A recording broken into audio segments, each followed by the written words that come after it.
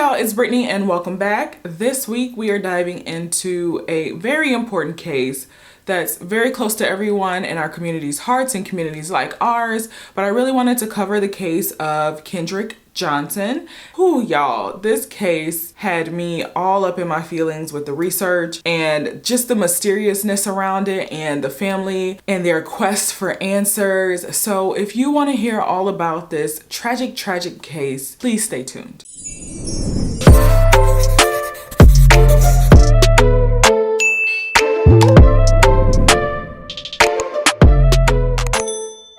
Now, before we hop into this case, I always want to show my gratitude. So thank you to everyone who has already subscribed. I truly do appreciate it. I want to keep the comments going, keep the conversations going every week on these cases. So make sure you're hopping in and sharing your thoughts, sharing your opinions, even just your positive vibes for these families on the cases that we cover. But thank you all. And for those of you who are just finding my channel for the first time, welcome sis, welcome sir. I am so happy that you have joined me. Hopefully you will choose to stick around. So why don't you grab a seat and, whatever you need to hear these kind of cases, whether it be your wine, your snacks, if you're cleaning, I feel you. But let's hop into this week's case. So this week we are covering the case of Kendrick Johnson. And this case actually takes place in a place called Valdosta, Georgia. A lot of people, especially when the case came out, if they were not familiar with the Georgia area, Atlanta area, they thought this was really close to the Atlanta area, but in fact, it is not. Let me set the scene and the geography and the history for you guys for a second before we hop into the details of this specific case. Valdosta, Georgia is actually deep south, like Confederate flag country, deep south. For those of you who are not aware of this little town in Georgia, this is where a number of lynchings took place, but that happened all across the deep south, but specifically the case of Mary Turner. Now, for those of you who aren't quite familiar with Mary Turner, she was a woman who, amongst others, her husband was lynched in Valdosta. She chose to speak out about it, and the day after his lynching, she was then lynched. But Mary Turner was 8 months pregnant. So prior to lynching Mary Turner, the people who did the lynching, and I won't share the gory details, you can look up the history on this entire story, but they forcibly removed her 8-month-old fetus from her body and took the fetus's life right before they decided to lynch Mary, and then they burned Mary. This is where this case is taking place now in 2013 when this case starts. So just so you're aware with kind of the landscape and the temperature, the cultural temperature, the racial temperature in this area, I thought I'd want to share that piece of history with you guys. Kendrick Johnson was an awesome kid by all accounts. When you talk to his family and you talk to his friends, he was a fun kid. He was very family oriented, very close with his 3 other siblings since he was one of 4 children. He came from a well-rounded family home. It wasn't what people would call a broken home where he only had one parent. He had both his mother and father, and they were all a happy family. They like to joke around. They like to do things as families.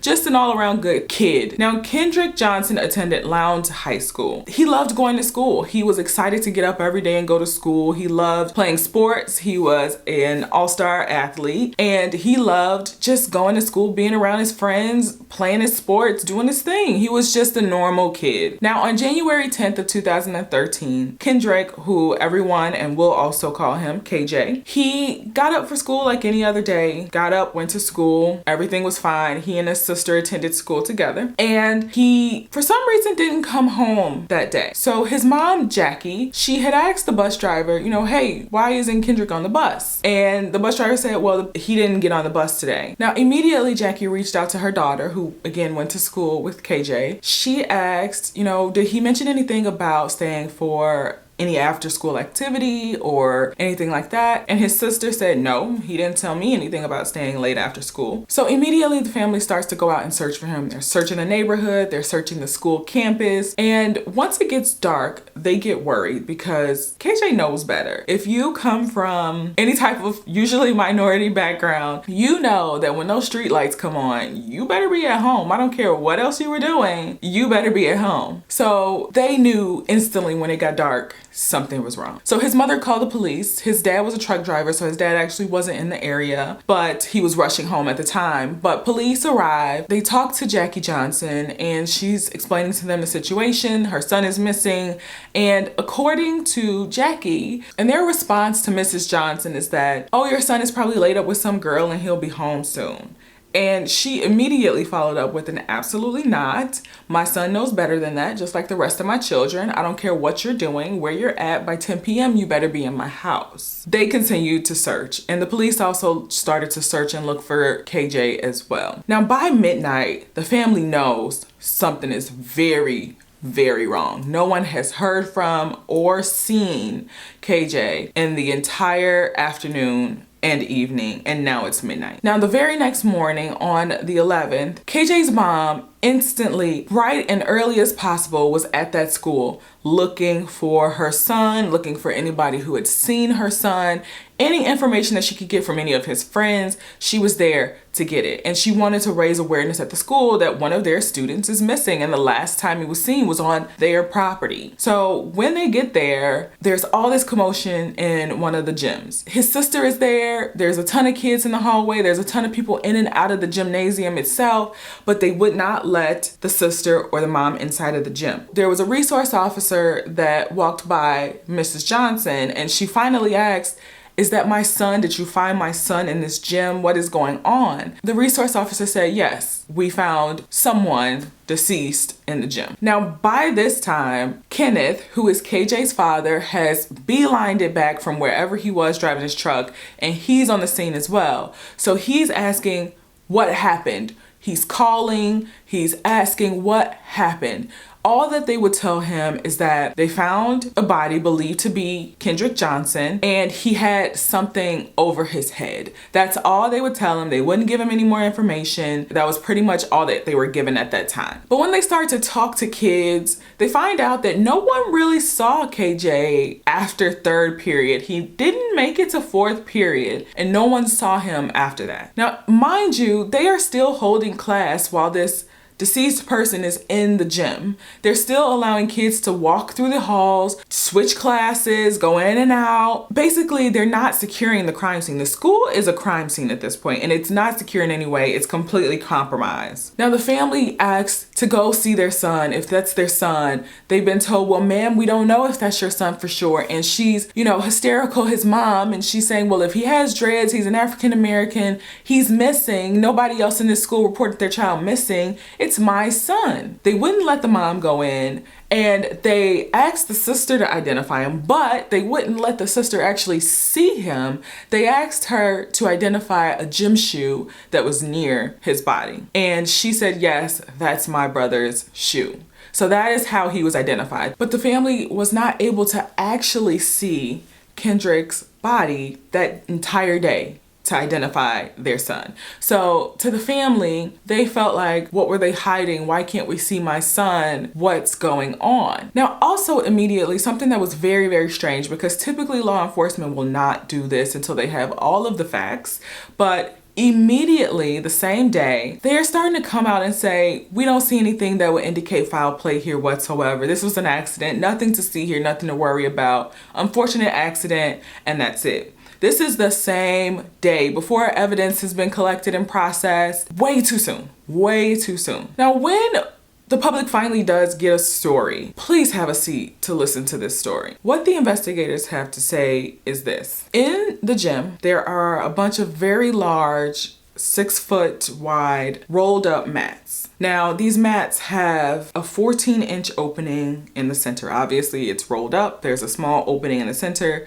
Even when it being tightly rolled up, these mats are where KJ was found. Now, these mats, again, are 6 feet high. So the roll of mat is 6 feet high. They stand them straight up and down in this gym so that they don't take up very much space versus laying them down. So they're standing 6 feet high. The opening is about 14 inches in the middle. What the police said is that it looks like Kendrick Johnson dropped his shoe inside of one of the rolls. Instead of knocking over the roll, lifting the roll up, he decided that he was gonna climb into the top of the roll and retrieve his shoe. Now, Kendrick Johnson is 5'10", so this is taller than him. So why would he think that he would fit fit comfortably. And why would he think that it would be comfortable for him to do that even when he's extending his arm out to try to reach it? Not only is he 5'10", his shoulders are 19 inches wide. How did he fit himself into a 14-inch opening? It just doesn't make any sense. The story that they came out with this accidental death story, him suffocating due to positional asphyxia, basically being upside down, and because you can't get breath, your lungs fill with fluid and you basically asphyxiate upside down, being his reason of death. Why is that logical? This also brings the question that if he got stuck, did he just sit there and patiently wait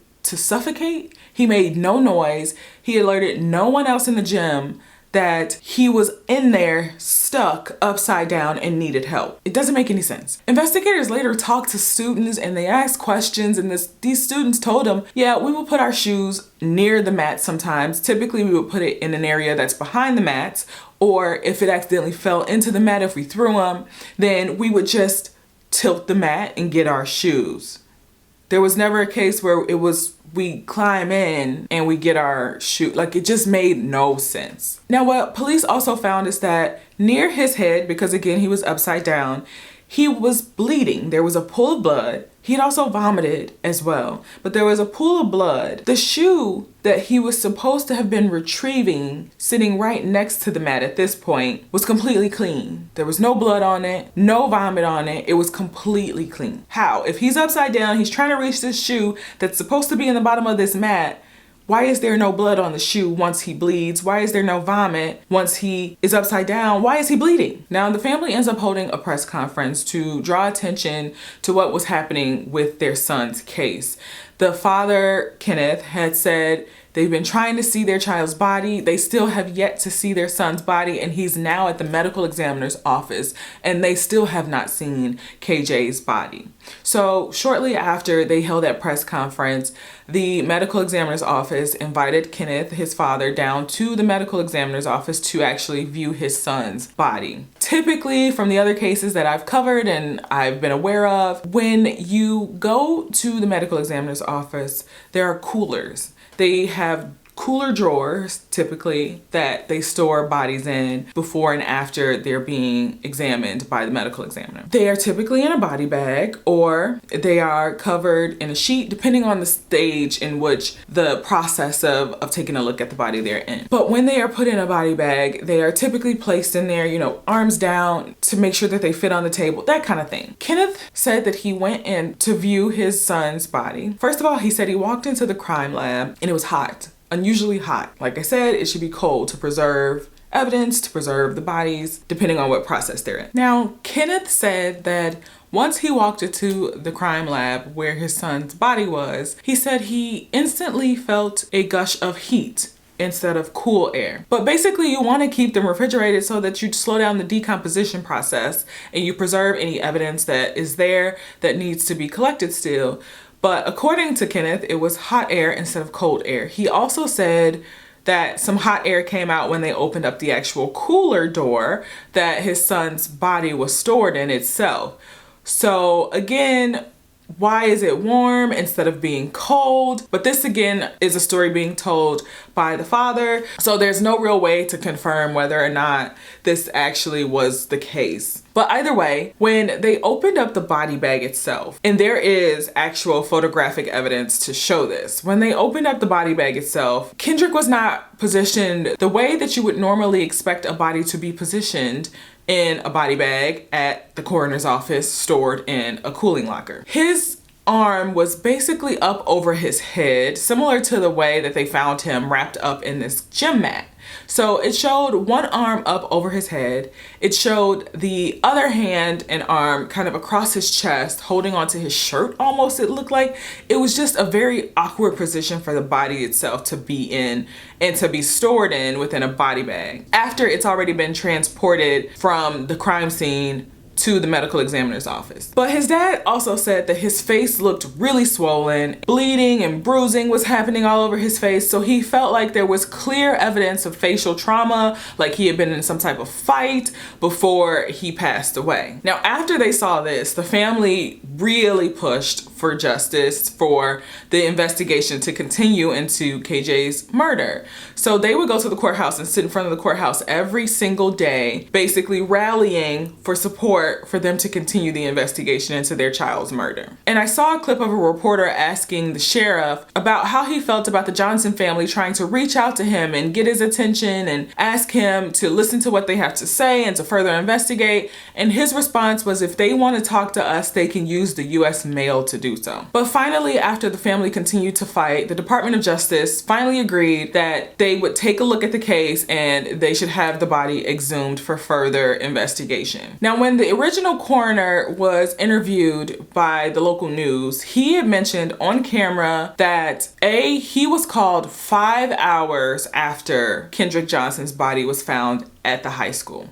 5 hours. And by law, the police are required to contact the coroner's office immediately, not within a few hours, not once they've gotten done processing whatever they think they need to process. They are to contact the coroner's office immediately, and that was not done. He also mentioned that when he arrived, he could tell and he was told that the police had basically tampered with the crime scene. So they had found KJ, they unrolled him from the mat that he was in, and then rolled him back up before the coroner got there. Why? What sense does that make? Why would they do that prior to the coroner's office actually being there to take a look at what was happening, to examine the position, all of the information that was there that the medical examiner should have been taking a look at? All of that was altered, all of that was changed just by them unrolling and then re-rolling Kendrick Johnson into the gym mat. But then after the coroner had done this interview, it was all ready to go, he had sent a request to the news channel and said,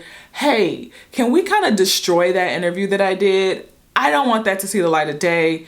We don't want the public to know any of that. So can we destroy that? Now, of course they did not, but the request was made. Now, also at the crime scene, there were 3 pairs of sneakers. There was a pair of sneakers near his head, which was identified as belonging to KJ. There was another pair of sneakers that were thrown in, it appeared, on top of the rolled up mat opening after his body was in head first.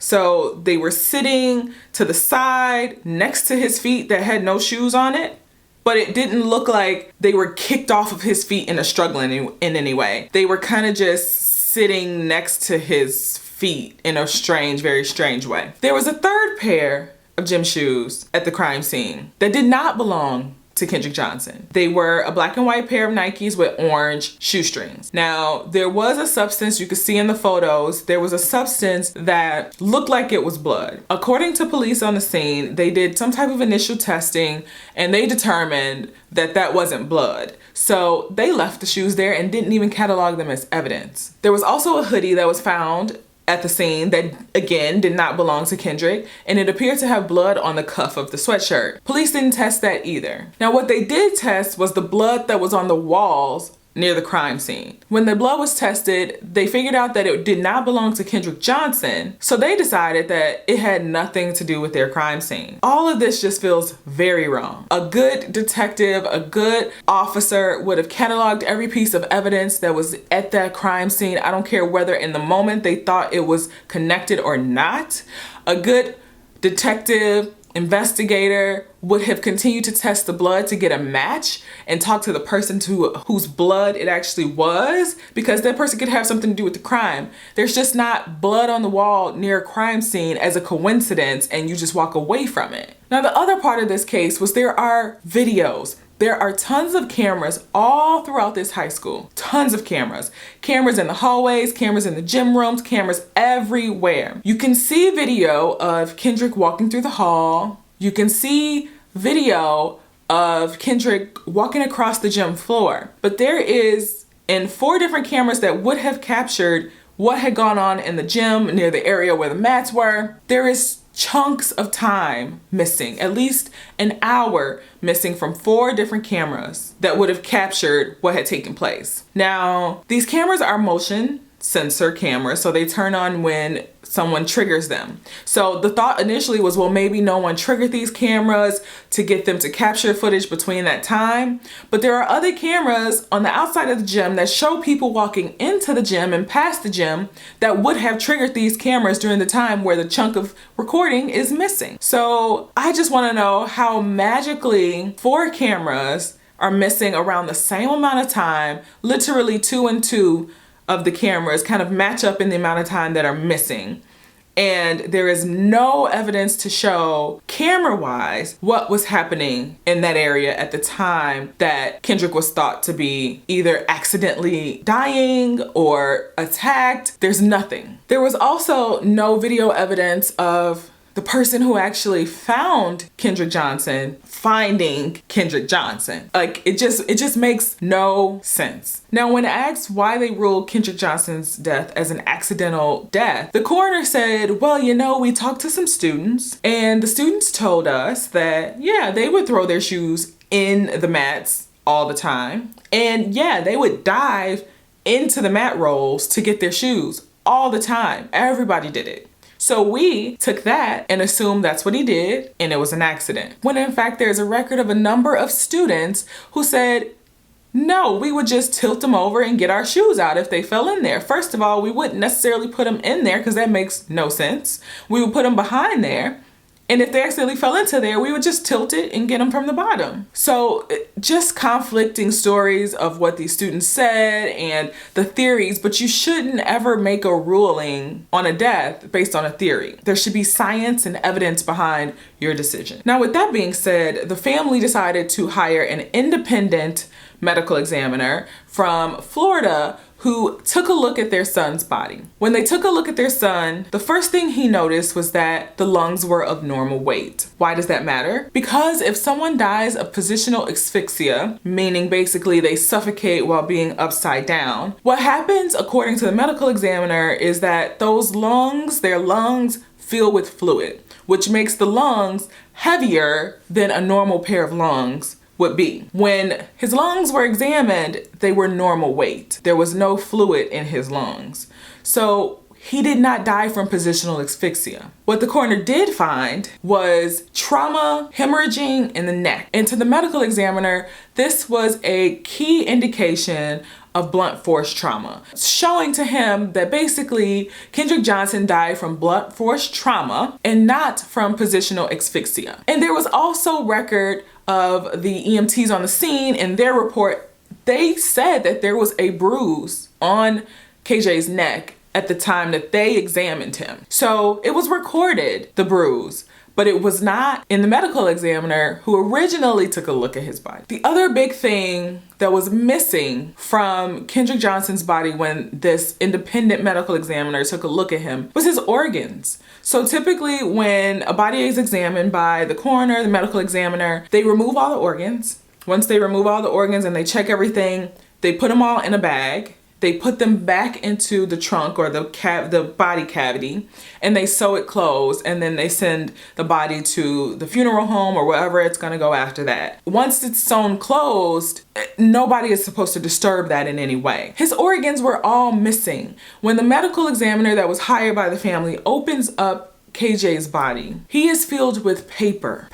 Where are his organs? And the coroner's office, who originally examined him and was supposed to have put those back in and sewn them back up, they said, well, we did it. They should have been there, but no one else touched the body. The funeral home didn't touch the organs. So where are the organs? Now, with all of this new information coming to light, the U.S. Attorney's Office finally agrees to reinvestigate this case. Now, around this time, there are also some key suspects that are starting to turn up. And those are the Bell brothers, that is Brian and Brandon Bell. Now, the reason why they, specifically Brian, are suspects is because of this. One day, they were all on a team bus. All the friends were there, teammates were there, but Brian and KJ were sitting together on the back of the bus. Now, it was reported that Brian liked to play rough. He thought it was funny. That was his way of joking around. Not everyone loved it, but that was his way. So on this particular day, they were sitting together and Brian grabbed KJ by his dreads and forced his head down. Now, that's not joking. I don't care who you are. That's not funny in any way. So when this happened, of course, KJ jumped up and he was ready to fight. Like, you just don't do that and think it's gonna be cool. Nobody's laughing. So they fight, they tussle, and it sounds like KJ won. So that was supposed to be that, but Brian could not let it go. He couldn't let go of the fact that he lost the fight. And he was in fact going around saying it wasn't over. Like that was an unfair fight. It's not over. He ready for more, that kind of thing. Typical high school stuff. And before this, they were all supposedly good friends. Of course, they were teammates. So they would kind of hang out between school periods in the hallways. But after this happened, he started to avoid KJ and KJ's friends. Brian would kind of purposefully avoid KJ and his friends after that point. But when Brian Bell was interviewed and asked if he had anything to do with KJ's murder, death, he repeatedly said no. Of course, he repeatedly denied it, but he went so far as to say, of course not, he was one of my good friends. And the reporter explicitly asked him, even at the time of his death, you were good friends. And he said, yes, even at the time of his death, we were good friends, which was completely false. Now, Kendrick's father, Kenneth, had also recalled a conversation he had had with his son. So according to Kenneth, KJ told him that Brian Bell's father, Rick Bell, who was also an FBI agent at the time, had come up to KJ at school and said, hey, you know that fight that you had with my son wasn't a fair fight. So why don't you come by my house and y'all can fight square up, basically, for a real fight. And KJ said he looked at him very confused and just walked away. Now, if this conversation did actually happen and take place, what kind of father goes out of his way to your son's school to basically intimidate another teenager because your son lost a fight on a school bus? But of course, Rick Bell denied ever having this conversation with KJ. He said it never happened. And in fact, the Bell brothers never actually talked to police. They lawyered up immediately. And there is absolutely nothing wrong with lawyering up. That is your 100% right. And I would suggest that everyone innocent or guilty get a lawyer whenever police want to talk to you. I don't care what it makes you look like, but with your lawyer present, you can still cooperate at your lawyer's advice. So while detectives couldn't necessarily talk to the Bell brothers, they were able to talk to other students, other witnesses that were around the area or around the two whenever they were together in school. And what they learned is that Rick Bell had actually been talking to a lot of these witnesses before the detectives could even get to them. So basically, it was witness tampering. There were some people who said they felt intimidated, although he didn't come out and threaten them in their conversation. The way that they had the conversation and the things that he was saying made them definitely feel intimidated after the conversation that they had with Rick Bell. So when police learn this, they're basically looking at obstruction, witness tampering, and also destroying evidence. So what is all of that for? Now, with all of this evidence and testimony from other people about Rick Bell's behavior, this is enough evidence for the feds to actually get a search warrant to raid Rick Bell's house. So in July of 2015, they did just that. They took computers, phones, hard drives, whatever they could find, they took. Now, one other very important thing that was said by Brian and Brandon Bell was that neither one of them ever saw Kendrick Johnson on the day that he died. They were very adamant that they did not see him on the day that he died. But then comes an email. This email is from another student. Although it's basically hearsay, so it can never be used as evidence, it had a lot of information in it. So basically what it said was that this student had a friend who was the girlfriend of this guy. And this girlfriend had allegedly slept with Kendrick Johnson. The boyfriend found out about it and was very upset. So when the boyfriend found out about it, he threatened KJ and told KJ to meet him in the gym and again, basically square up. And it also said that he had said he was gonna bring his knife with him. After this took place, this said boyfriend was going around telling everybody that he was responsible for KJ's death. He was even on the phone telling people this,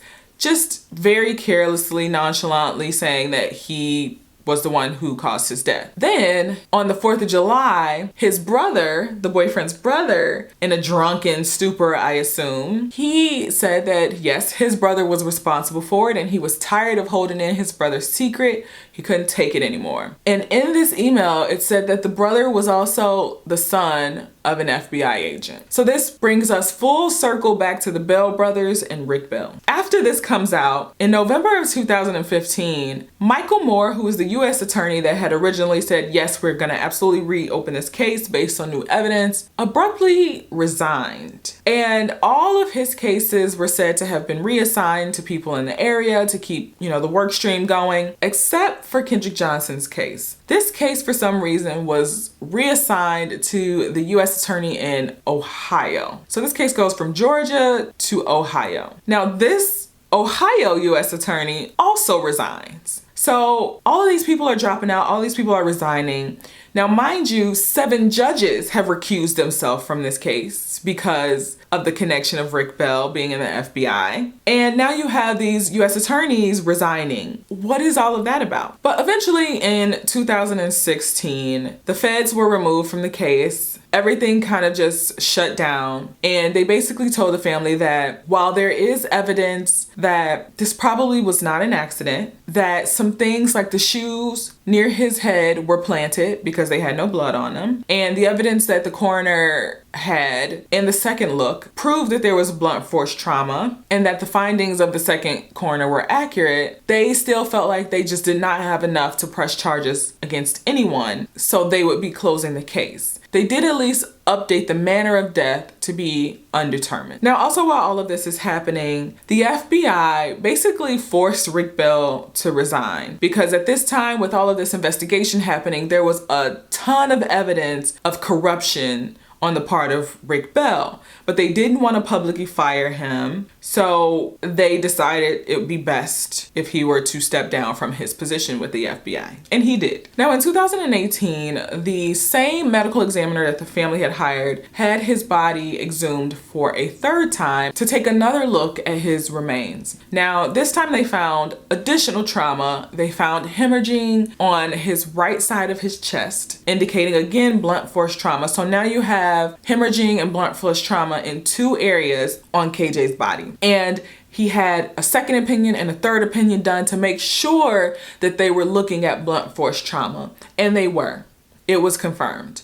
So the science is here telling you that this was not an accident. Now, this medical examiner contacted Georgia's medical examiner with this additional information, and they basically said, no, thank you. We're not interested in any information that you have to provide. In addition to this new scientific information, there was a missing FBI report of the FBI reviewing the footage from the school. And basically the report was going pretty much frame by frame, logging what was happening in each frame and recording if there was anything of any significance in each frame. When this report was found, the unredacted version, there was a frame with Brian Bell and Kendrick Johnson in the same frame on the morning of KJ's death. If you remember, the Bells both vehemently denied seeing KJ at all for that entire day. But here they are in the same frame. They had to have seen each other, obviously. And this was in the report that the FBI magically lost. It was missing. They did not provide this to the detectives that were actually working the case, the federal detectives. No one knew about this. Why? Now, it's not just the frame that's in the report. There's also a log of notes of whoever was going through this video, and they were taking notes of what was happening in each of these significant frames. There is literally a note that says Brian Bell and Kendrick Johnson were in the same hallway at the same time together, but no one was notified of this. This was not further investigated.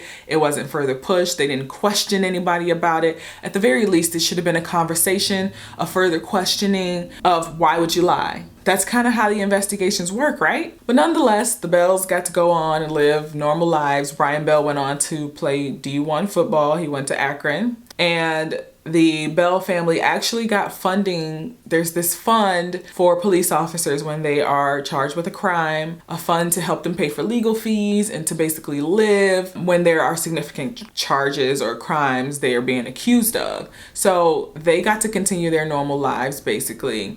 Obviously, not quite normal because they were under scrutiny of a number of people, especially in the local area, but they got to live and be a part of their families. Now, in March of 2021, Georgia decided that they were going to reopen the case locally. The sheriff in Georgia had 2 local detectives go through all of the evidence that was available to them to determine, what was the outcome of this case? Is this a murder case? Is this an accident? What is this? And in his 16-page report, Ashley Polk, which is the sheriff, he said that there is no evidence that supports that this was a crime of any sort, that anyone was specifically responsible for the death of Kendrick Johnson. And this was unfortunately just a weird accident. He also went on to try to explain away why his organs were missing. He said that basically it was possible that his organs were too far down the whole process of decomposition and the medical examiner just got rid of them because they were so badly decomposed. Where did they do that at? And then finally, he said that the Bell brothers were not considered as suspects in this case whatsoever. But then just 2 weeks later, the very same sheriff came out and offered $500,000 of his own personal money to anyone who would come forward with information or evidence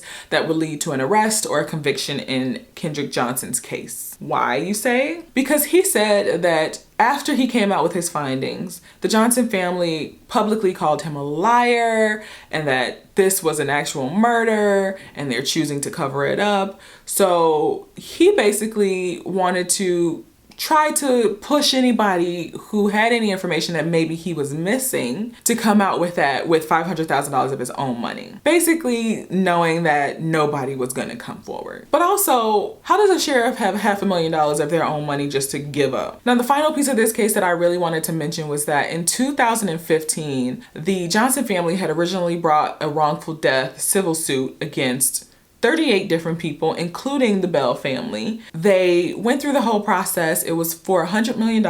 And they were going through the process and then they decided that they were going to dismiss their own case. They wanted to wait and see what the outcome of the reopened investigation at that time was going to be before they continued on with the case. But that just resulted in the judge ordering the Johnson family and their attorneys to pay $300,000 in legal fees to the defendants.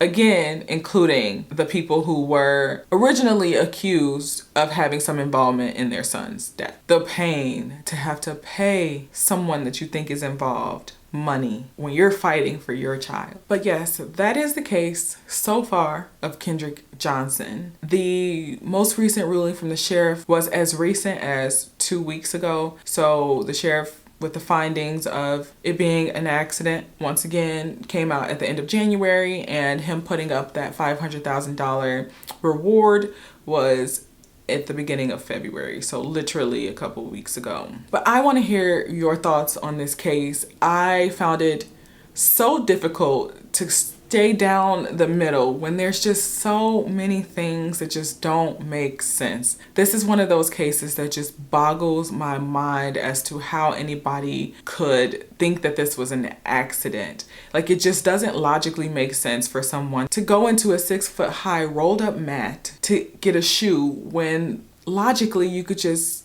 push the mat over to get your shoe. And the science, just simple science and math says, if the hole is 14 inches wide and my shoulders are 19 inches wide, how am I getting into that opening? It just doesn't work. All of these things just made no sense. The clean shoe next to the pool of blood that was supposed to be at the bottom of this mat in the first place should have been covered in blood, and it was not. Now, I'm not going to say that there's ample evidence for the Bell brothers to charge them or that they were involved in it.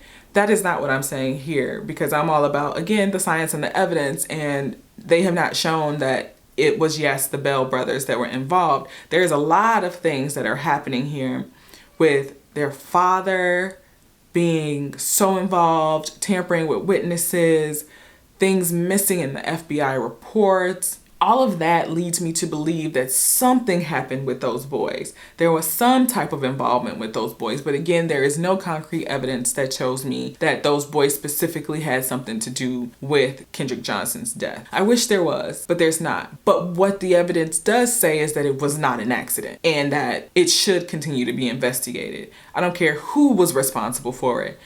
It was not an accident. But I want to hear your thoughts. I digress. Let me know your thoughts. I want to hear your thoughts in these comments below. This is crazy. I'm glad that it's back in the news. It's not in the news for the best of reasons, but at least it's back in the news with this most recent update of findings. And I hope and pray that we continue to see some type of revived investigation into this case. I know that the family will continue to push for an investigation until this case is actually solved and they see actual justice in this case. I really want to send love and light their way. I am praying for healing for them, praying for healing for his friends and everyone else that was very close to him. And you guys also, please send love and light to this family and his loved ones as well. But that is it, you guys. I really hope that you got something meaningful out of today's case. As always, make sure you like, make sure you subscribe, make sure you hop in those comments and start this conversation down below. I will make sure to hop in those comments with you guys as well, because this is a conversation that we need to continue. We need to keep focus on this case because it needs a resolution. But otherwise, it's been real, y'all. Until next time, love you guys. Bye.